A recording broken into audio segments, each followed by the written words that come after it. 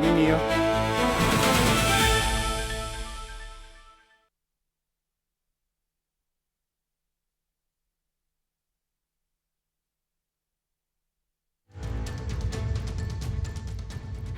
Hapo sawa. It's a Monday yellow. Hizo blue sijui mnazionea wapi leo. Welcome to the Now Report with me, Daddy Mato, right here on TV47, your home of untold stories. And let me tell you the kind of weekend we have had. Kuna disappointments zimekuwa zikiendelea mpaka leo asubuhi. Na zingine ni celebrations of course. But of course we're going to talk all about them right here. Si basi tuingia kwa hizi zingine zenye tunafaa kuzipa kipa umbele. Like this very interesting one. Because Nairobi's viral bad man, that is Rogers Olo Magudha, is locked in a high-stakes standoff na public health officials over his makeshift sanctuary. Magudha, who spent 13 years on the streets, found an escape from depression by rehabilitating injured wild birds.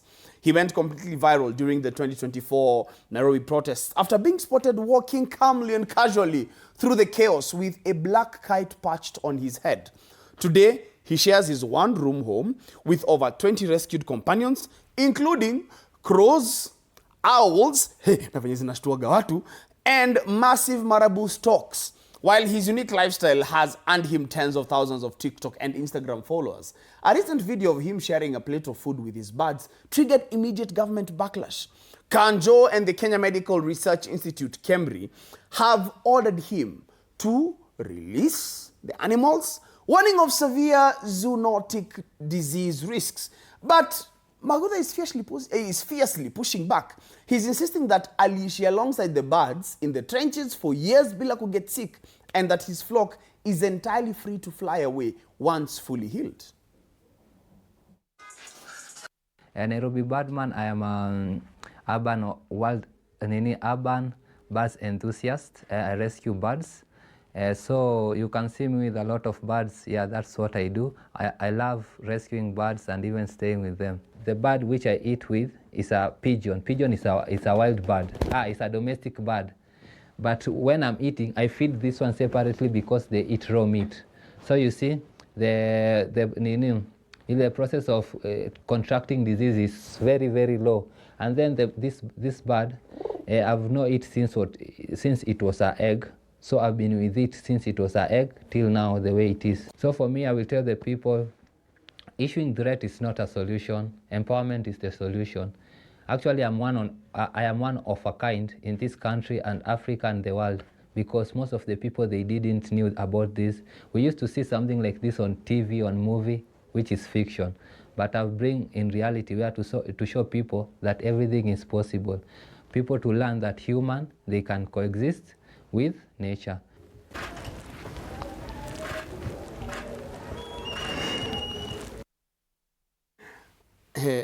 Mikubuka unakutana na mabeshte wa wazazi wako wanakuambia, oh my gosh, you've grown so fast.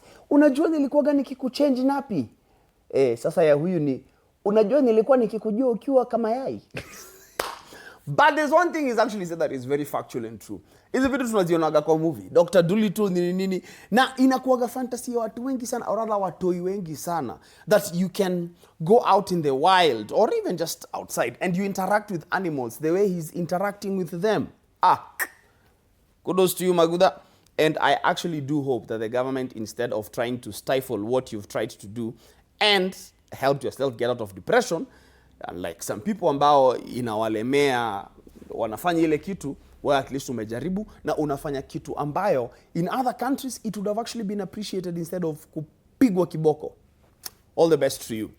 Now, just when you thought our pockets had to worry only about local issues, hey, the African Political Alliance Summit in Lome has dropped a reality check with Togo's Fraure Nasinbe, warning that the ongoing conflict in the Middle East is rapidly turning into an African headache, with over 30 delegations, including the UAE, packed into the room. Leaders noted that while Vita iko thousands of kilometers away, the economic aftershocks are hitting our fuel pumps na chapo smoky stands huku nyumbani due to severe shipping disruptions around the critical Strait of Hormuz, of course. Sierra Leone's Julius Maada Bio backed the call for a united continental shield, reminding kila mtu that relying entirely on imported petroleum is an extreme sport that we can no longer afford to play, rather than trying to lock ourselves away from the global stage in a financial maandamano. The summit concluded that African nations must urgently pool their resources, cut down on excessive foreign dependencies, and fix our existing economic vulnerabilities before the next global crisis decides to land at our doorstep. We hope the session sends a positive message that Africa and the Gulf state can work together more closely, and the main goal is support stronger cooperation in a way that benefit both sides. At the same time, we would like to mention also, additional to what we said, that UAE stand with Africa every time. Our previous years, like last year and before last year, UAE donate more than 1.2 billions, as a support donation to African country, especially in Togo. Today in Togo, we have the biggest, electricity power station here. And that one's being built by UAE to support the Togolian, nation, One thing that I love about this most is the fact that we are seeing African leaders now being proactive as opposed to being reactive. Of course, hii ni a proactive reaction, so to speak, kwa sababu imengojea ifike hadi hapa ndio waseme enyewe wacha tusiendelee kuumia kwa sababu kinaweza umana tukilalia masikio. So the proactiveness is actually what is going to help this continent, because the entire globe is seeing that the future is Africa. Ni kama ni sisi peke yetu hatuoni. Leaders, wacheni mchezo, changamkieni hii kitu. And I hope ile sijui kama ilikuwaga dream ama ilikuwaga aspiration ambayo Kenyan President William Samoei Ruto alirusha pale Tanzania, alafu Samia Suluhu akasema ati kuna mpango gani? Ya mafuta. Sikuwa nikijua. Siungeni show ndio tuambie watu bana. Mbona unataka kusema peke yako ikuwe ni kama ni plan yako badala ya yetu? We actually hope it comes to be true, because I know Aliko Dangote was interested in setting up a refinery in Africa. Yani ile yenye itaweza kusupply petroleum to the entire Africa. Fingers crossed. Now, kama ulifikiria the only things found chini ya mabridge ni some shady looking dudes wa kukuambia nisaidie tenje nipigie mokoro. Seoul is showing us how things are done properly by transforming the underside of Hangang Bridge into a massive, breathtaking riverside media art venue dubbed Atelier Nodil. Now, this open-air digital gallery uses high-tech projection mapping and soundscapes to turn bare concrete walkways in Nodil Island into a stunning spectacle of moving colors right next to the Han River. Sunday visitors were left starstruck by the cool, quiet vibes, proving that a little creativity can turn an ordinary pedestrian walkway into a global tourist magnet. It is all part of the Seoul Metropolitan Government's broader plan to officially launch the Nodul Global Art Island by 2028, leaving us here at home wondering if our own counties, our own county governments could perhaps borrow a leaf and give our local bridges a much needed aesthetic upgrade. Hata kama ni kukubali graffiti chini expressway, other than graffiti ya Flosin Mawano. Si wanaweza angalau, wanaweza. I happened to see it on the website, and since I had some free time, I decided to come check it out. It was much quieter, cooler, and more visually stunning than I expected. I was really surprised that such a great place existed. I think it's very accessible, so people can come and enjoy it comfortably. I also hope Nodul Island continues to develop and becomes a place that attracts many international visitors in the future. A disclaimer, hatusemi zile maua zile ziko pale kwa expressway, hatusemi ni mbaya. Hizo maua ni poa. Lakini shida ni moja. Hazileti tourists kukuja kuziona. Tunajaribu tu kusema it could be better. Kwa sababu sijui kama hizo maua saizi zimesha maliza ile kukauka ya kwanza alafu zika grow tena, kwa sababu of late sijakuwa nikizinotice, ama ni juzi shashika, ama ni mimi nishazoea kuziona sasa ninazipita. Interesting. Anyway, we hope something better can be done. And we do not need to send the entire county government officials to go and do benchmarking of the metropolitan city of Seoul so that money can be spent and then you come back. Ingia Google. Hata labda waliingia Google ndio wakajua. Or ingia kwa search engine ama utumia AI. All right? Now, instead of waiting for months and spending a fortune to import medical equipment from abroad, a non-profit organization in Kijabe is showing true resourcefulness by turning locally grown bamboo into custom high-tech wheelchairs. Yeah, bamboo. Into custom high-tech wheelchairs for children with disabilities. The project, led by Bethany Kids, is tackling our massive national shortage of pediatric mobility aids by training local technicians to craft lightweight, rust-proof frames that are specifically engineered to withstand our notorious rural potholes and rough terrain. Beyond saving desperate families from the extreme financial spot of paying exorbitant shipping fees, physiotherapy experts like Joseph Compe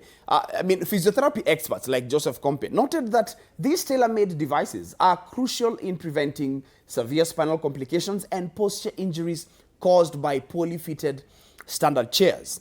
By sourcing the raw materials directly from local farmers and purchasing components right here at home, the workshop is not only restoring dignity and independence to thousands of children, but also ensuring that the economic benefits stay firmly within the community. Using bamboo as our materials for making wheelchairs, simply because they are locally available. We can buy them from the farmers, which will also be another way of promoting the local farmers. And also, it's a light material. It doesn't get rust. So when it comes to issues with durability, if you compare with rust, then probably it can have more advantages. Also, it's portable because of its weight. It's much lighter. And the tools or the accessories that we are putting in it are locally available. When you talk of the wheels, the bearings, we buy them from the local farms or shops. So it's easily repairable. Back then, a good wheelchair was very expensive, or it was not even locally available.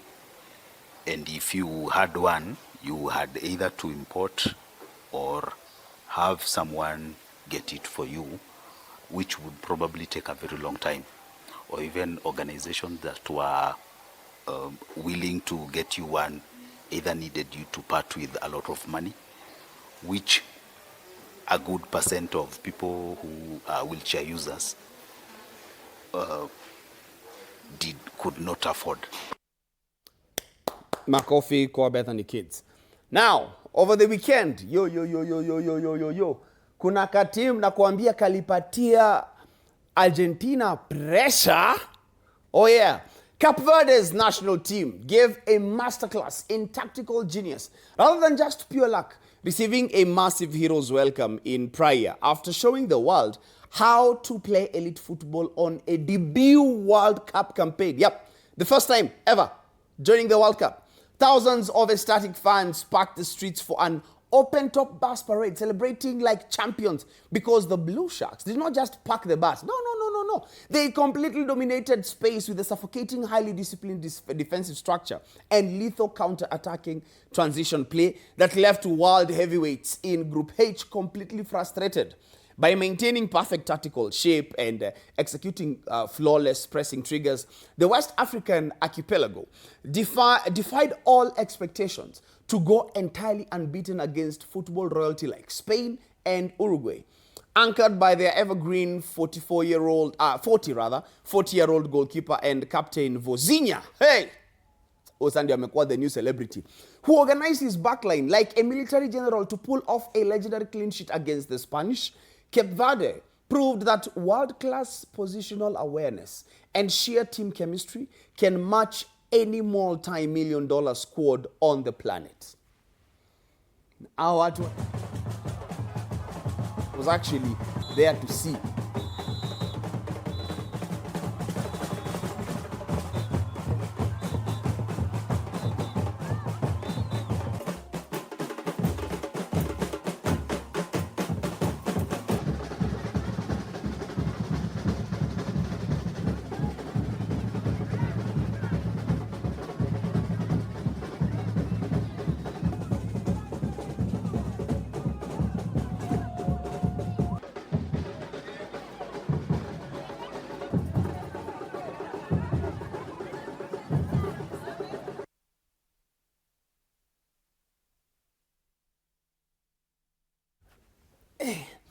kuna watu wameona hiyo video wakaanza tu kusema genes za Cape Verde huko ni kama ni hizo genes, hizo genetics za huko.